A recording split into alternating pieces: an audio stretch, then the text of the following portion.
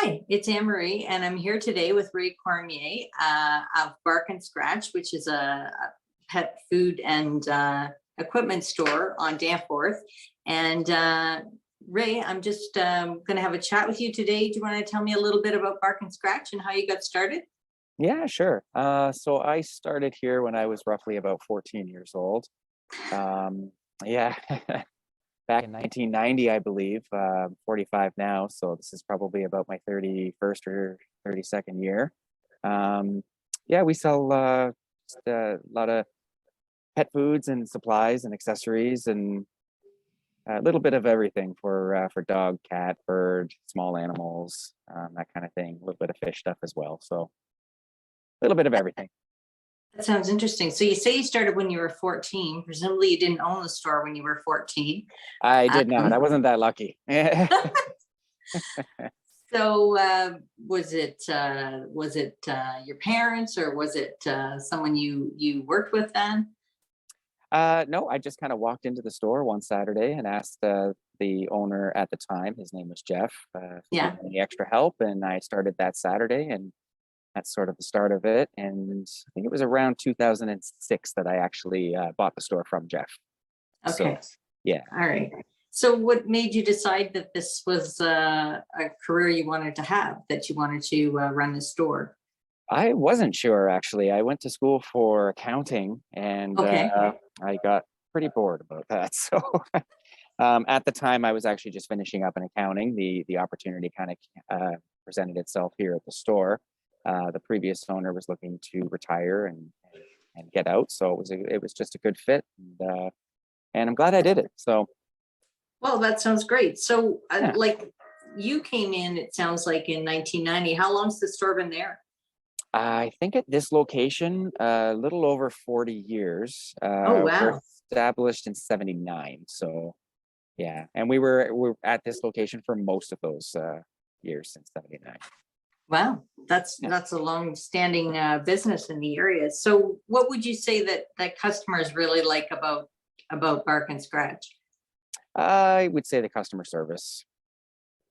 Yeah. Yeah, we're able to And focus a little bit more on the customer's needs, and a lot of people have issues that they think they have to go to the vet for, and a lot of the times there's something available on the market through my distributors that can actually help them out and save a little bit of money, and a lot of the times we can actually get to the problem and fix it. So oh, yeah, no, that sounds great. So what challenges are you facing right now? Like has the pandemic been a challenge, or are people getting more pets? a little bit. Yeah, I would say the pandemic's been a little bit of a challenge. We were just doing curbside there and mostly in 2020. So Right. a lot of customers weren't able to come in and shop and do the add-on sales and all that kind of stuff. But since then, I have launched a website, so I do have an online presence now in that sense. So that's actually really great. Oh, great. Yeah. Yeah, No. So we'll let people know where they can find that in our interview. yeah, sure. Um, so do you live in the neighborhood? Do you live here as well as work here? I actually grew up in East York my whole Okay. life, born in East General, which is now called something else. But yeah, I mean, I went to school at Secord, later D.A. Morrison, and then East York Collegiate. So very much grew up pretty much all in East York. Now I'm actually living in Thornhill, so I'm just outside, but I'm not too Yeah. far away. So, but heart Oh, is still definitely in East York. oh, well, that sounds amazing. So what do you love about the East York neighborhood? What do you like about the area that you've got your business in? I think I've just grown up here, so I think it's just sentimental. I know the area really well, and I've seen the Danforth change quite a bit, so Yeah, why don't you tell just us a feels little like bit about, home. do you want to tell us a little bit about those changes? I mean, it must be, if you've been working there for, I guess, 30 years, Mhm. it must have changed quite a bit. It has changed quite a bit. The previous owner and I were always saying it's really nice down by Broadview and Danforth. It was always a lot more busier and a lot more Yeah. walking traffic, and so we kept saying for years that it was coming. And I think finally it actually has come. We've got some nice new condos now in the neighborhood, the bike lanes. It's just, you know, the extra flowers and stuff. And Yeah, yeah. it's just, It looks good. it's turned around quite a bit from when I first started. That's for sure. So, Well, that's great. So, I know it's the previous owner who must have decided to locate in that neighborhood. yes. You know, do you know what sort of the motivation was to go to that neighborhood? Well, our first location was actually on Oak Park, Okay, right yeah, on the corner of, I guess that's Lumsden and Oak Park. yeah, Not a great, I guess, location for a retail store. So from there, I believe, now this is the first owner, which was Doug Johnston. yeah, He's the founder of the store. okay, Then he got a place up on the Danforth, just on the other side of Coxwell. And we were yeah, there, I think, for a couple of years. This was before my time.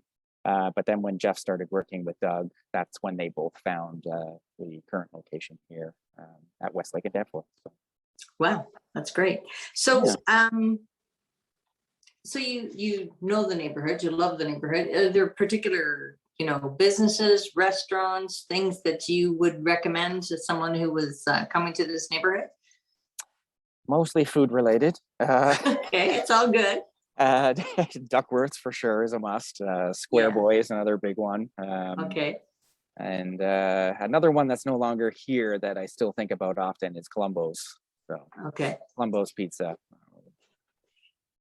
Well, sometimes they go, those restaurants, people decide they're coming to the end of their self, you know, employment. Yeah. So what do you think we could be doing to improve the neighborhood? And you've mentioned a few things, like certainly the light standards and the flowers and those kind of things have all been part of the business improvement area's work. I can see that. Anything else that comes to mind for you?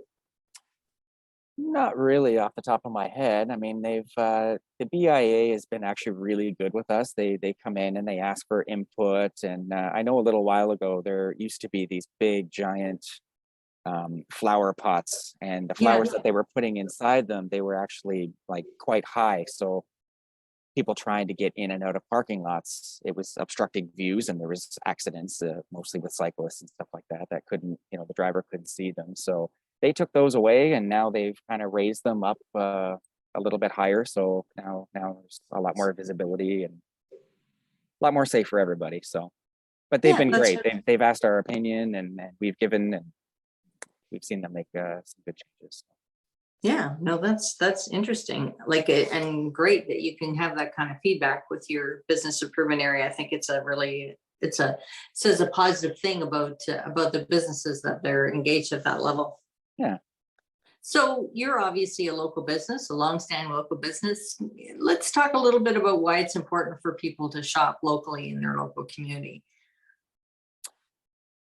Uh, well, I mean, it's always just good to kind of support each other. I think the biggest thing though is getting the information about products, and really understanding products, and letting business owners kind of teach them a little bit about the actual products and how they're listed, whether it's like ingredients, or, you know, they list ingredients from whatever is most of to least. And there's just a lot of little things I think that you can get from a local business that you're probably not going to get so much in like a big box store, other than a Yeah, good price. So yeah.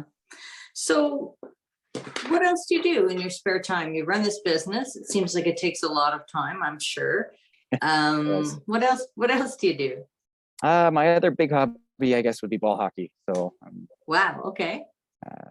I'm into that a lot, actually. So And do you play in a maybe league or? play in a league. Yep. Yeah, it's called the YCBHL.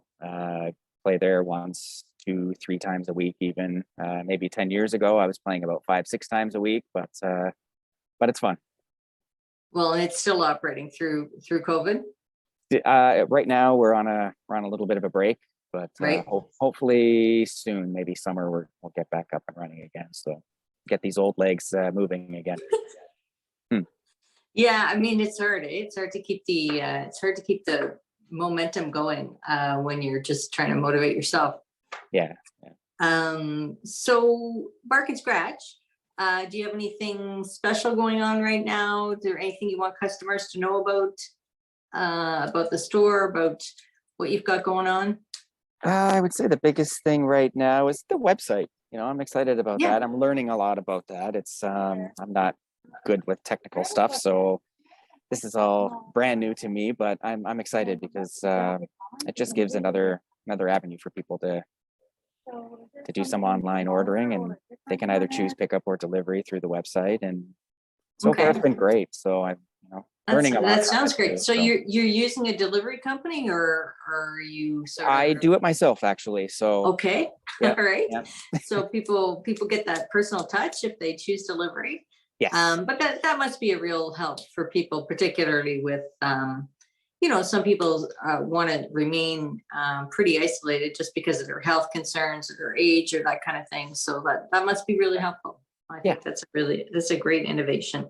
yeah. So what's the best way for customers to contact you? Like Uh, phone, come in, website?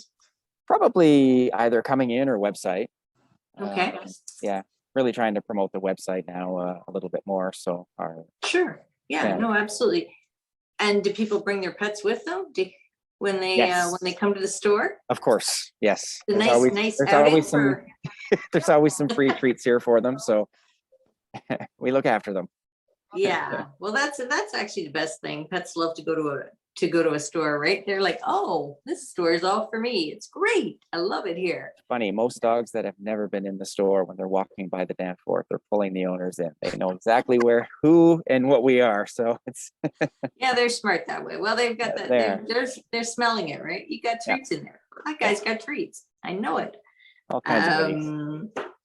So what are your goals for next year? Like as we come out of this pandemic, what are you trying to change or achieve or yeah. I guess I'm just going to try and continue to understand this online business. It's a big business, and I'm still not exactly 100% on how everything works, but I'm trying to learn a little bit more about that and trying Right. to build the online sales a little bit more. So Well, you can put this interview up on your website and then people can hear you talk about your business. yeah, Um, so do you have any favorite places you like to go in the neighborhood beyond, restaurants, or you have pets yourself? I have a cat myself. Yes. You have a cat. Okay. Yeah. Yeah. So you're Berkey's not at watching home. a cat. No, no, no. He's a Himalayan, so he's at home, comfortable, probably sleeping. But Yeah, well, that is what a cat likes to do, for yeah. sure, for sure. Well, I don't know if there's anything else you want to tell people about Bark and Scratch. Now's the time. It looks like you've got a huge selection of stuff there behind you. But yeah, no, I really want to thank you for chatting with me, and just let me know if there's anything else you want people to know. Oh, I guess just the website. It's barkandscratch.com or .ca. And I appreciate you having me on and having the chat. No, it's great to talk to you. Thanks so much. Have All a right. great day. You too. Thank you.